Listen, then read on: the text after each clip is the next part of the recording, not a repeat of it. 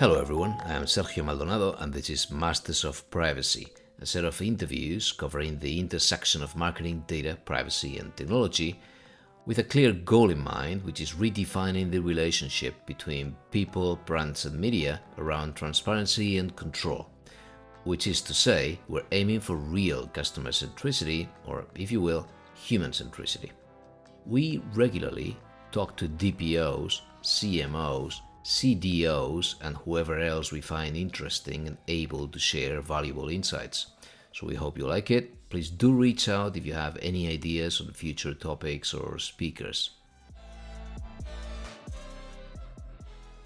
Welcome again. We have Cristiana Santos and Victor Morel with us today. Cristiana Santos is an assistant professor in privacy and data protection law at Utrecht University in the Netherlands, holding both a doctoral degree in law, science and technology from the University of Bologna in Italy, and a PhD in computer science from the University of Luxembourg. She is an expert of the data protection unit at the Council of Europe, besides many other things that you will find in the show notes, and she was a lawyer prior to all this, to joining academia. Victor Morel holds a PhD in computer science from INRIA and works at the Security and Privacy Lab of Chalmers University in Gothenburg, in Sweden. He is now exploring usable privacy for IoT applications, and his research covers privacy and data protection and many other things that you will find also in the show notes. They both do a lot of stuff. Cristiana and Victor, together with Victor Fredholm and Adam Thunberg, have co-authored a recent paper titled Legitimate Interest is the New Consent, Large-Scale Measurement and Legal Compliance of IAB Europe TCF Paywalls. So this is a good segue to now direct our attention to publishers and the open market, since we had already debated the consent or pay model in the context of Instagram, Facebook, so Meta, in recent interviews, right? So Robert Bateman in the English channel and Jorge Garcia Herrero in the Spanish channel. This means that we're going to look at the IAB's transparency and consent framework, which is now in version 2.2, after the findings of the European Data Protection Board's Cookie Banner Task Force, if it rings a bell. And after the uncertainty that surrounds the upcoming decision at the CJEU on the validity of the TCF itself. We will also try to understand the challenges and potential conflicts of interest faced by CMPs, or Consent Management Platform vendors. Let's get started. Cristiana, Victor, thank you for joining me. Thanks, Sergio. It's our pleasure. Congrats on the papers, and the latest one you have is very timely because everyone is having this debate about consent, the price of consent, but you've discovered new things through the paper.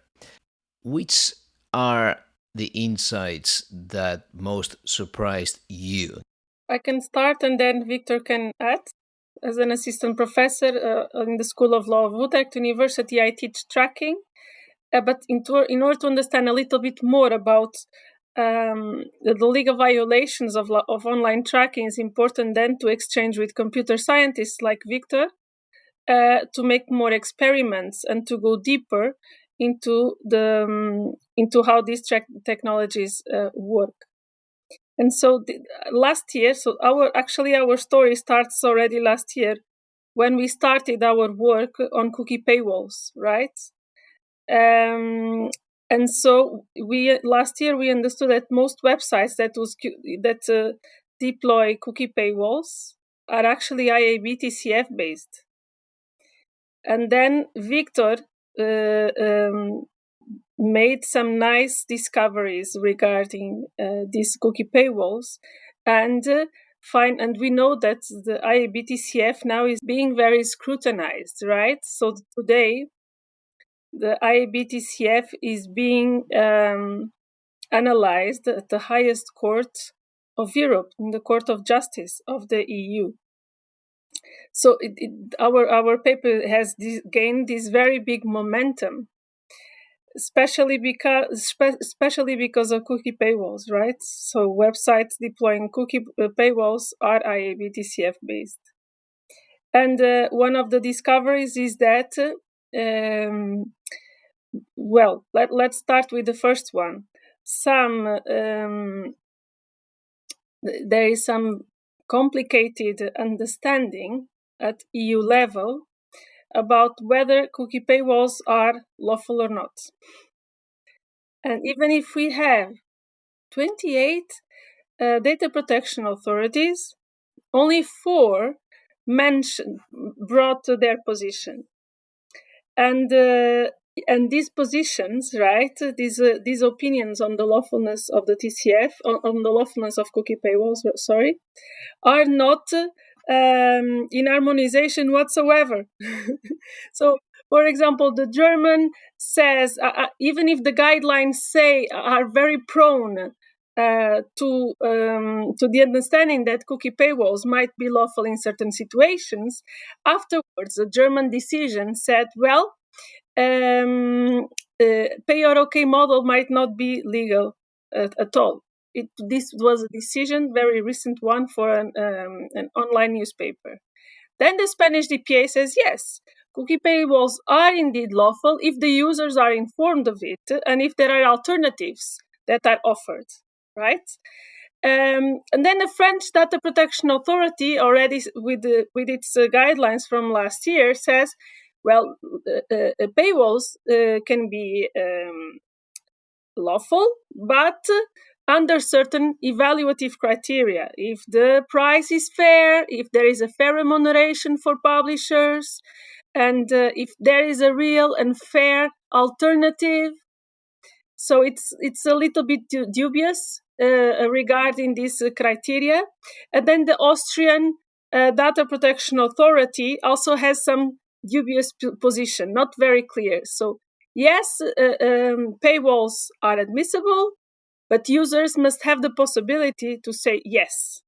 So 4 DPAs and 2 are not very clear or present very specific criteria. So only on a case-based analysis is possible to understand the outcome. Any legal expert, any computer scientist, any professional would be very confused, or would actually take advantage of this confusion or this legal loophole, right? But indeed, this kind of hampers this desired level playing field for website publishers, because some are okay to implement a fee, right? But others are constrained. So this is fantastic environment for industry to test and adopt more and more business models. Actually, now, 2 weeks ago, we found one more cookie paywall that is a mix of a pay or okay model. So when users actually consent to tracking and avoid paying the fee, right? They afterwards, after checking one more article or browsing a little bit more, they will be confronted with a paywall.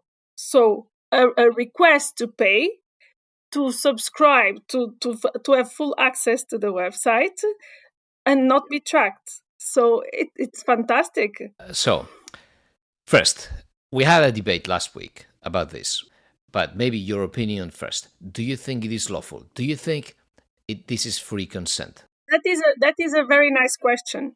I think that cookie paywalls can be a potential legitimate business model if the consent requests provides all the necessary information regarding the third-party trackers, right? So who is going to track the user, of which personal data, under which purposes, right? And if the user chooses to pay, the users cannot be tracked.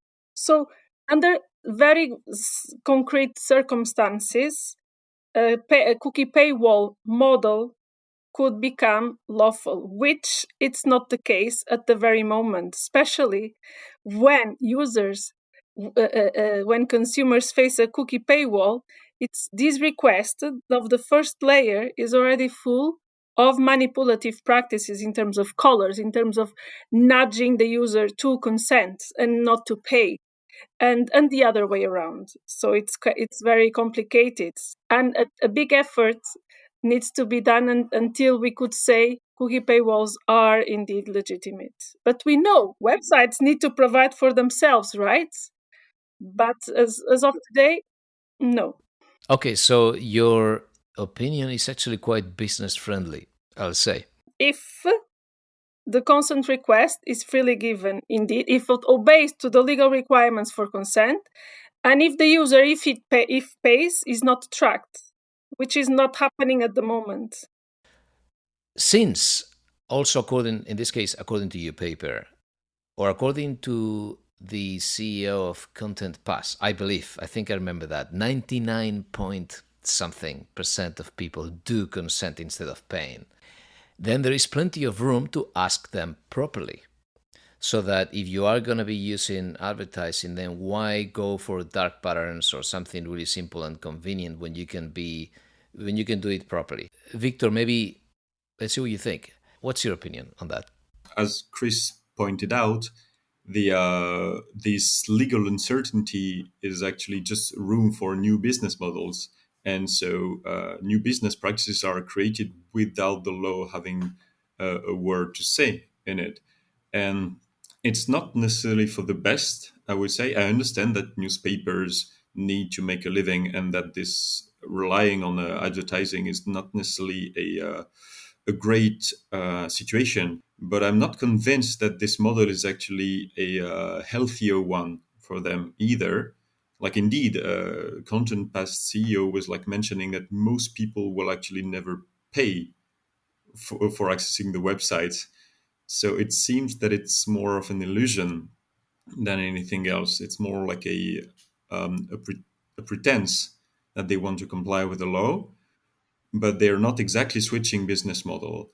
Um, I mean, for me, the best argument so far is like the one from Noibs, that well, privacy is a human right, and it might not be a good idea to actually trade it for money directly. Also, and that's also like a one thing that we mentioned more directly in our previous paper from last year. Your consent is worth 75 euros. Uh, Yeah. And now in this new paper, it's also interesting because we were like first investigating the paywalls, the cookie paywalls, like one business practice, should we say? But we also unveiled some technical realities of how the TCF is working in practice, because they're like claiming a lot of things, and they're like trying to comply with the law for sure. But for me, one of the most interesting finding was that the TCF is flawed, I would say, by design. It's not like terribly flawed, but it is technically not perfect, and it is designed in a way that it's also easy to misuse it. For instance, you can when you're a publisher and you want to use the TCF in your cookie banners, for instance, using a CMP, you can define both purposes on consent and legitimate interest. But it's actually unlawful to like do it for both at the same time. It's an either. It's like this or this one, and the way it's done, the way it's technically designed, makes that most people nowadays just like ask for consent and legitimate interest at the same time. So in case you don't ask for consent, then they will fall back on legitimate interest. Yeah, the TCF is spanned for more than 1,000 websites in Europe. So this is kind of unlawful processing at scale and by default, right? Yes. If you're trying to ask for consent, you can very easily ask for all vendors possible, which are like hundreds of different vendors that will get access to your visitors' data, including like terrible data brokers that have been like judged as breaching privacy on large scale before. And this is all accessible. Criteo. Yes, Oracle, for instance, Criteo, Axiom, all of those. And it's just like one click away, basically, when you're defining your cookie banner. One click away. So technically, we also should make things better for people that have to comply with the law, and like provide them with like better technical solution. We're not even sure that actually this TCF 2.2 update, which will like restrict the purposes legally allowed for a legitimate interest, will be sufficient, because we have reasons to believe that it might still be able to circumvent this technical limitation. The thing is, the TCF said, well, we will make sure that everyone will follow the rules, and they will probably monitor, etc. But I mean, that's a lot of website. And if it's like easier to just circumvent the law, and you will eventually get caught up later with a fine, well, you will just conduct business as usual.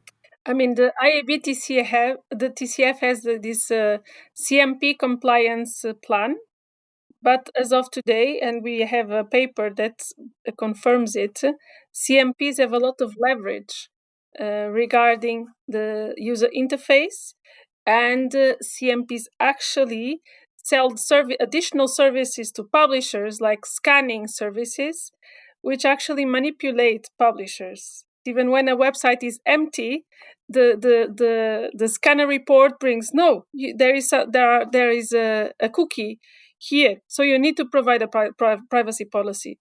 Or the other way around, the scanners that CMPs provide do not function well in terms of detecting all the trackers that exists on the publisher's website, especially omit fingerprinting. So be careful, publishers, on the CMPs that you might select to be compliant. So if people are at the IAB and they want to comply with the law, the first thing they discover here is that things are not as they seemed. Because after the EDPB cookie banner task force, I had understood for one that the conflating legitimate interest and consent was something that had been overcome. So you can help them better define the framework. After all the people that have put time into that, that's badly done. And then the other layer, also on the business space, before we go into the consumer side. On the business side, there's the other layer, which is the CMP. And Christiana, that's very interesting because there seems to be a conflict of interest as well. If I'm selling the CMP, I want to place it in as many pages as I can because I'm going to be charging you as a publisher. And then I'm also selling a higher acceptance rate.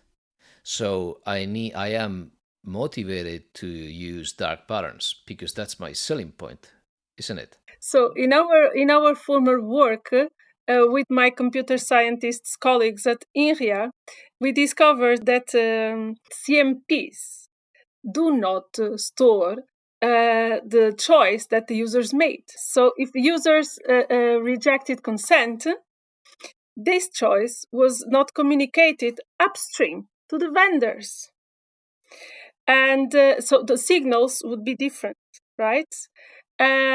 Also, we also understood that let me remember, right, that CMPs, for example, Quantcast, installs a script in the cookie banner and tracks users themselves.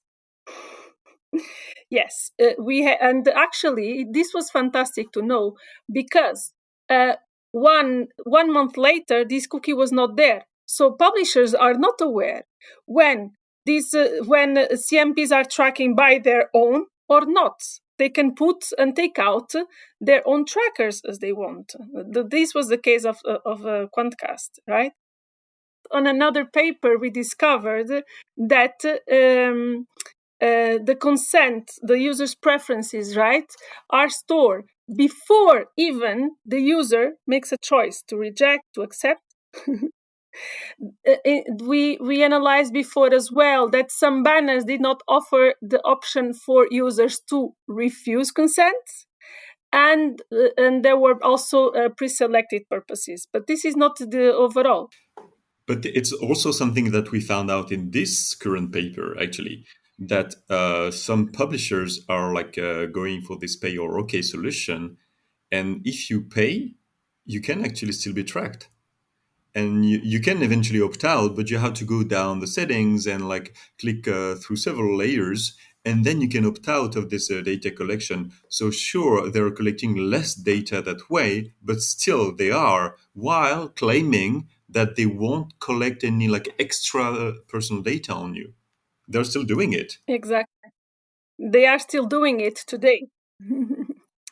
And yes, another tricky thing that CMPs do. So let us understand, on the CMPs that are providing a service to the publishers, services that are normally called scanning services, right? And for example, I remember that it was One Trust, right? That in these scanning services were missing some certain technologies. Were actually only detecting cookies and nothing else. So this is very dangerous for publishers, because they might miss the to process data under a lawful legal basis, right? And this might put publishers in a very risky compliant and non-compliant situation, right? And yes, and also CMPs in their scanning services deceive publishers in their scanning services. I think CookieBot and CookieScript are very interesting examples of non-compliant scanning services. Even when there were no cookies on an empty website, the report, I remember, said you need to add cookie compliance with an exclamation point. Of course, they need to sell. So let me then move on to the consumer side, the individual side, the data subject. Then what can we do? So things that I've seen spreading, and I've contributed myself to that. Since the browser is not enough to make it convenient to have some agency, then we've seen all sorts of tools to first populate CMPs on your behalf. I believe the one I'm using now is Consentomatic, but I need to check.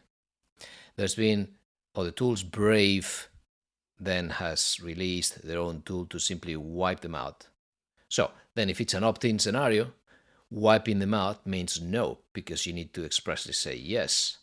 But there's people saying that if you deploy these tools, then you're cheating on the website because you do not give them an opportunity to ask you.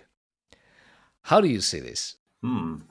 I also recommend Consentomatic. I think it's quite useful just to avoid this noise of cookie banners on the web, indeed. But it brings some question, because typically for cookie paywalls, in the term we have like a wall.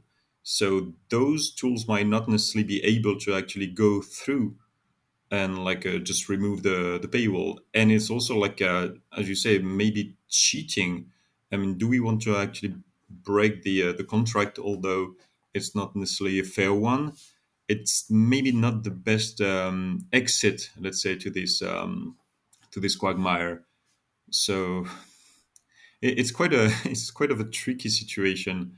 I mean, of course, we would like to have like simple tools that will like go through all of that. Firefox actually tried to also embed a similar solution into their settings, but they're also opening the door to like a slippery slope, something which I analyzed in another paper this year, published at the International Workshop on Privacy Engineering, because Firefox also let the possibility to like automatically click on consent. So what you call like populating the CMP might also be done in a unlawful way. And some people are, including like good people like Firefox, are also like going down this path. So we have to be very careful when we take this kind of approach. So, and where is Do Not Track now, Christiana? So DNT does not have a heavy support from industry. We know that. But interestingly, we know that last week German courts ruled that DNT signals need to be respected, and actually can signify privacy choices, actually objections under Article 21, number 5 of the GDPR, right? So this was very important, not only for DNT per se, but also for any other emergent privacy signals. So, for example, in Europe, there is a new, in demo state, but in a new privacy signal being built by the ONG NOIB called a DPC. So it is called the Advanced Data Protection Control, right? To communicate privacy decisions and to how to say, somehow end up with these cookie banners, these annoying cookie banners for dark patterns. It's still in a demo state. We are studying it. We have studied it together with Victor and with other colleagues. And until we do not have a ruling, especially from maybe from the EDPB, the European Data Protection Board, or above, to state the enforceability of these signals, it is hard to advance, because who then expects to endorse and to make use of these tools, like the DNT that is hardly used? Okay, let me finish with one question. So your paper has plenty of references, findings, so we'll have a link to that for whoever hasn't read it. The title also is very interesting to me. The very idea of legitimate interest is the new consent. Since consent is such an annoyance, but we know we have to do it because of e-privacy, writing to the device, reading from the device. If our hands were not tied by the Privacy Directive 5.3, and we could avoid consent, knowing what we now know after Bundeskartelamt, also your paper, that consent is sort of imposed for behavioral targeting. Do you see a future in which publishers can make a living without annoying consent requests? Let me try out. So legitimate interest is not a solution whenever the other legal bases do not fit.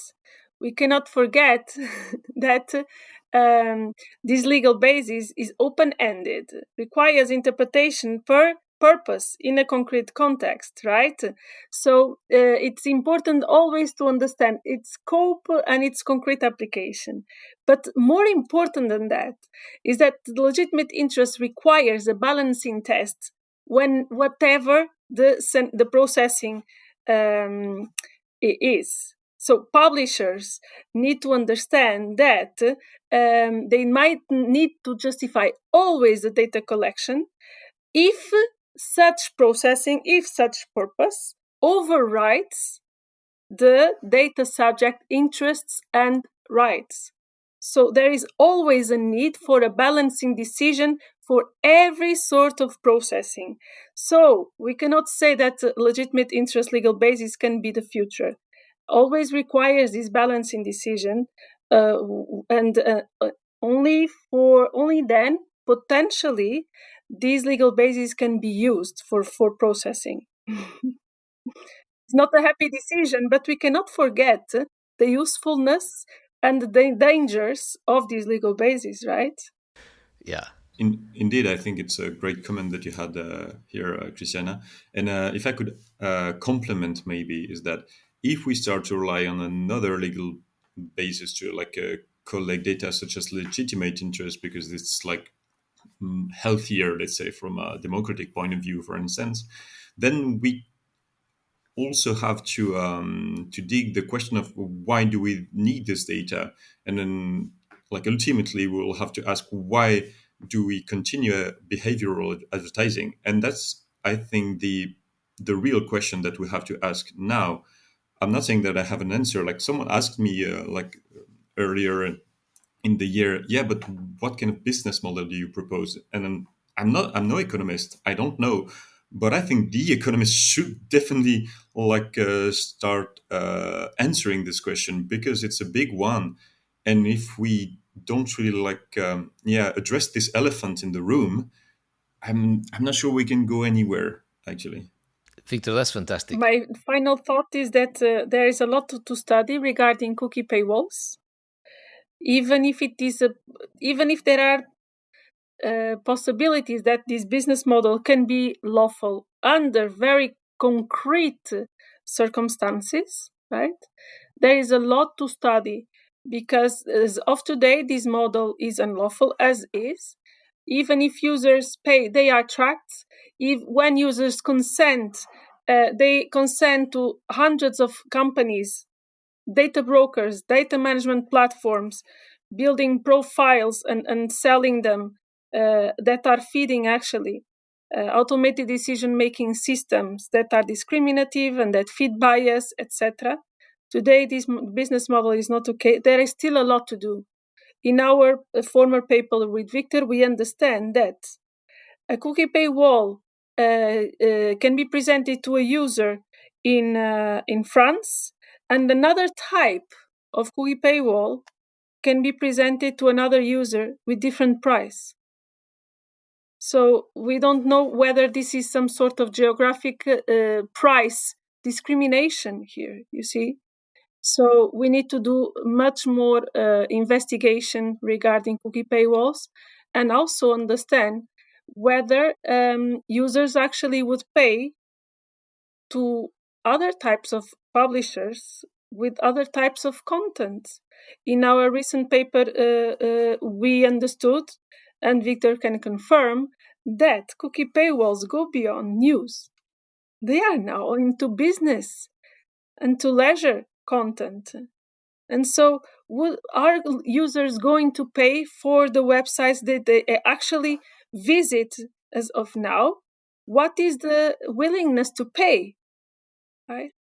So much more studies need to come and investigate thoroughly the user's perspective, right? The publisher CMP's perspective, and the business and the economical side revolving all of these business model. If I can just add one more thing as well, is that indeed we would like to investigate a little bit more whether this like geographical differences truly impact the presentation of these cookie paywalls. And also something that we realized recently is that Content Pass typically is not a CMP. It's an SMP. It's a subscription management platform.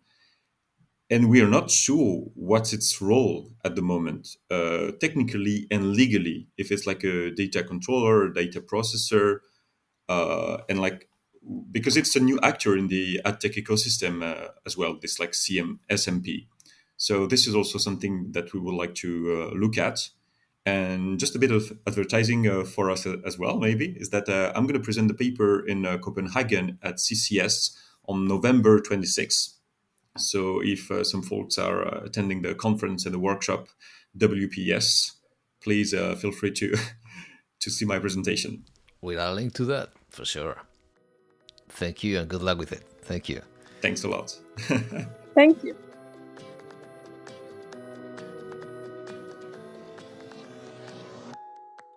Okay, that's all for today. And you will find some episode notes and links to our social channels on mastersofprivacy.com. Thank you for listening.